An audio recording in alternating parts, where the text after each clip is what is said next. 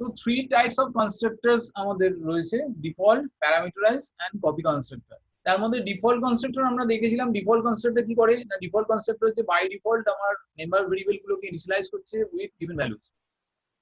Parameterise constructor কি দেখেছিলাম না, আমরা অবজেক্ট ক্রিয়েট করার সময় যে ভ্যালুগুলো প্রোভাইড করছি সেই ভ্যালুগুলো দিয়ে মেম্বারটা ইনিশিয়ালাইজ হচ্ছে। তো একই প্রোগ্রাম পাশাপাশি রাখা আছে আর কি, মানে ভ্যারাইটি গুলো দেখাবার জন্য। তো এটা হচ্ছে প্যারামিটারাইজ, আমরা এরকমই করেছিলাম। আজকে আমরা যেটা করবো সেটা হচ্ছে কপি কনস্ট্রাক্টর। কপি কনস্ট্রাক্টর কি বা কখন কাজ হয় না, কপি কনস্ট্রাক্টর ইউজ করা হয় to copy the initial value of an object to the member variable of another object. মানে একটা অবজেক্টে কোনো মেম্বার ভেরিয়েবল দিয়ে যদি আমরা আরেকটা অবজেক্টের মেম্বার ভেরিয়েবলকে ইনিশিয়ালাইজ করতে চাই, তখন আমরা এই কপি কনস্ট্রাক্টর ইউজ করব। মানে আমি একটা অবজেক্ট ক্রিয়েট করেছি, সেই অবজেক্টে অলরেডি কিছু ভ্যালু রয়েছে, মানে সেই অবজেক্টের মেম্বারের মধ্যে কিছু ভ্যালু রয়েছে।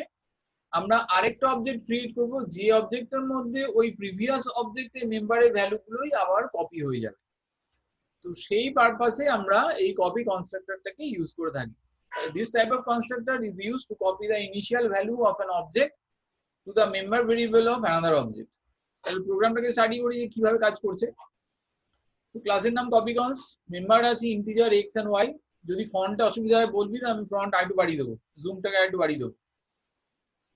তো এই এক্স এন্ড ওয়াই দুটো মেম্বার আছে কপি কনস্টের মধ্যে। আমি এটা ডিফল্ট কনস্ট্রাক্টর, যার মধ্যে আমি এক্স আর ওয়াইটাকে ইনিশিয়ালাইজ করছি উইথ 10 এন্ড 20। এইটা হচ্ছে কপি কনস্ট্রাক্টর। এই কনস্ট্রাক্টরটা হচ্ছে copy constructor.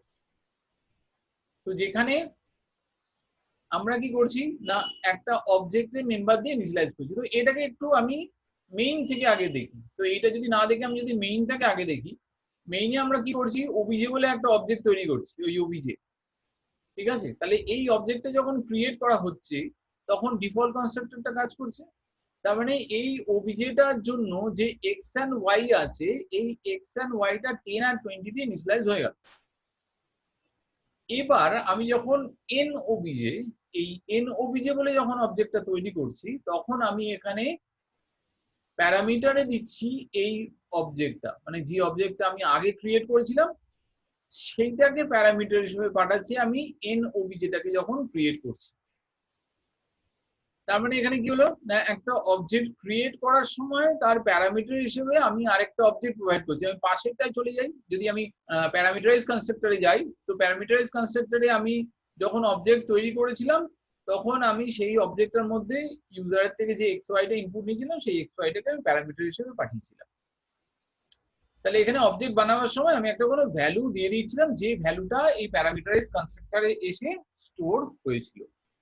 whereas in case of copy constructor কি করছে না, যখন এখানে অবজেক্টটা তৈরি করছি সেই অবজেক্টটা তৈরি করার সময় আমরা অন্য আরেকটা অলরেডি ক্রিয়েটেড অবজেক্টকে প্যারামিটার হিসেবে সেন্ড করছি।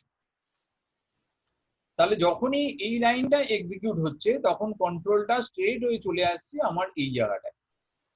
এখানটাতে এসে কি করছে না, এখানটাতে এসে একটা কনস্ট্রাক্টরে ঢুকছে, যেখানে এই ওবিজে যেটাকে আমি প্যারামিটারে পাঠিয়েছি সেই প্যারামিটারটা এখানে রিসিভ করছে। এবার কিভাবে ইনিশিয়ালাইজটা হচ্ছে দেখ, এক্স মানে এই মেম্বারটাকে যেটা ইনিশিয়ালাইজ করছি, x is equal to OBJ dot x, মানে এই ওবিজেটার মধ্যে যে এক্স আছে সেই এক্সটা দিয়ে কারেন্ট অবজেক্টটার মেম্বারটাকে ইনিশিয়ালাইজ করা হচ্ছে। Similarly Y is equal to OBJ dot Y, মানে ওয়াই এর মধ্যে এই যে প্যারামিটারের যে অবজেক্টটা আছে তার ওয়াইটা দিয়ে এই কারেন্ট অবজেক্টের ওয়াইটাকে ইনিশিয়ালাইজ করা হলো। তার মানে এটা ক্লোনিং হলো। অনেক সময় এই কপি কনস্ট্রাক্টর কে বলা হয় থাকে ক্লোন অফ অ্যান অবজেক্ট, কোনো একটা অবজেক্টের ক্লোন তৈরি করা। তার মানে আমি এবার এই ওবিজে ডট ডিসপ্লে এই প্রোগ্রাম এই ফাংশনটা যখন এক্সিকিউট করবে তখন 10 আর 20 প্রিন্ট করবে। আবার N OBJ dot display, because ওই এন ওবিজের মধ্যে ওবিজেটাকেই পুরোপুরি কপি করে দেওয়া হয়েছে, যার ফলে এখান থেকেও যখন ডিসপ্লেকে কল করা হচ্ছে তো এখানেও 10 and 20 আউটপুট হিসেবে আসবে।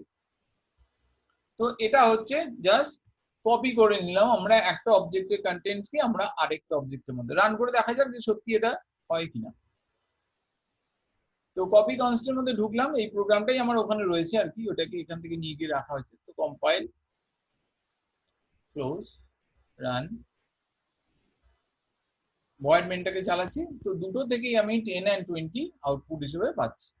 তার কারণ আমার ফার্স্ট অবজেক্টটা ডিফল্ট কনস্ট্রাক্টর দিয়ে ইনিশিয়ালাইজ করেছে 10 and 20, সেকেন্ড অবজেক্টটা ইনিশিয়ালাইজ হয়েছে with the previous object value. The previous অবজেক্টের যে ভ্যালুগুলো আছে সেইটা দিয়েও ইনিশিয়ালাইজ করেছে কারেন্ট অবজেক্টটা। তো এটা হলো আমার কপি কনস্ট্রাক্টর, মানে কনস্ট্রাক্টর ইউজ করা হয় for copy the content of one object to the another object.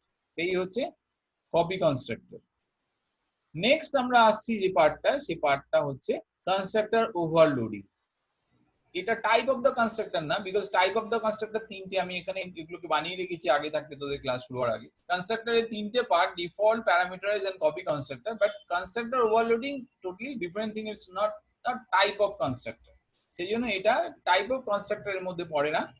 ঠিক আমরা ফাংশন ওভারলোডিং যেরকম করেছিলাম ফাংশনস এর ক্ষেত্রে, constructor overloading the same principal use করে। ফাংশন ওভারলোডিং এ কি হয়, the function overloading A multiple functions থাকে with the same name, ফাংশনের নামগুলো সেম হয়, শুধু প্যারামিটার লিস্ট গুলো ডিফারেন্ট হয়। So in case of constructor overloading same principle follow করবে, এখানেও আমার মাল্টিপল কনস্ট্রাক্টরস থাকবে। এবার মাল্টিপল কনস্ট্রাক্টর যখনই থাকবে তো অবভিয়াসলি তার প্যারামিটার গুলো ডিফারেন্ট হবে। তো আমি এখানে একটা ওভারলোড কনস্ট বলে একটা ক্লাস বানিয়েছি, যার মধ্যে একটা ডিফল্ট কনস্ট্রাক্টর আছে যেটা বাই ডিফল্ট এ আর বি টাকে 10 আর 20 দিয়ে ইনিশিয়ালাইজ করছে। আর সেকেন্ড কনস্ট্রাক্টর যেটা আছে এটা আছে প্যারামিটারাইজ কনস্ট্রাক্টর রয়েছে, যেখানে এ আর বি মেম্বার ভেরিয়েবলটাকে এক্স এন্ড ওয়াই দিয়ে ইনিশিয়ালাইজ করা হচ্ছে। ডিসপ্লেতে গিয়ে সিম্পলি এটাকে প্রিন্ট করছি। তাহলে এবার মেইনে আমি যখন অবজেক্ট ওয়ানটাকে তৈরি করছি, অবজেক্ট ওয়ানটার সময় আমি কোনো কিছু দিচ্ছি না, just open close bracket provide করছি। তাহলে অবজেক্ট ওয়ানের জন্য ও ডিফল্ট কনস্ট্রাক্টর কাজ করবে, বিকজ আমি কোনো প্যারামিটার ওকে প্রোভাইড করিনি। But in case of second object there is a parameter. তো যখনই একটা প্যারামিটার ও পাচ্ছে তখন ও সার্চ করে যে ওখানে কোনো প্যারামিটারাইজ কনস্ট্রাক্টর আছে কিনা।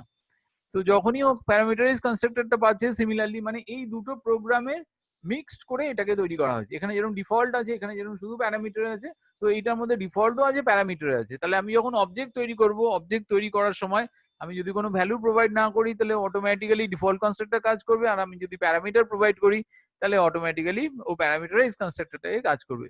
তো যার ফলে obj1 ডিসপ্লে যখন বলবো তখন ও 10 আর 20 প্রিন্ট করবে, whereas obj2 ডিসপ্লেকে যখন প্রিন্ট করবো তখন ও 100 আর 50 টাকে প্রিন্ট করবে। তো এইটাই এখানে ফিচার্স এর মধ্যে একটা পয়েন্ট আছে যে ওভারলোড অটোমেটিক্যালি, মানে আমরা যখন কোনো অবজেক্টকে তৈরি করি তখন সেই অবজেক্টটা তৈরি করার সময় আমি যদি প্যারামিটার দিচ্ছি কি দিচ্ছি না তার উপর ডিপেন্ড করে ওভারলোডিংটা কাজ করে, যার ফলে ওভারলোড যেটা অটোমেটিক্যালি এক্সিকিউট হয়, যেটা ফিচারের একটা পয়েন্টস এর মধ্যে আছে। ফিচারের পয়েন্টস গুলো তো আমি আগের দিনই বলেছিলাম, same name as the class name হতে হবে, কোনো রিটার্ন টাইপ থাকবে না, এটা অলওয়েজ পাবলিকে ডিফাইন করতে হয়, আর এটা automatically call while creating an object. যখন অবজেক্ট তৈরি করা হয় তখন এটা অটোমেটিক্যালি ক্রিয়েট হয়। আর ওভারলোডটা যেটা আজকে বললাম সেটা হচ্ছে ওভারলোডটা অটোমেটিক্যালি এখানে এক্সিকিউট হয়। তো এই হচ্ছে টোটাল আমার কনস্ট্রাক্টরস।